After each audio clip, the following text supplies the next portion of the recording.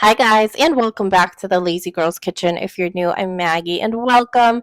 Today, we are going to be making Hasselback potatoes. I am a potato girl through and through, and these are just one of my favorites. I've been making them for a couple weeks.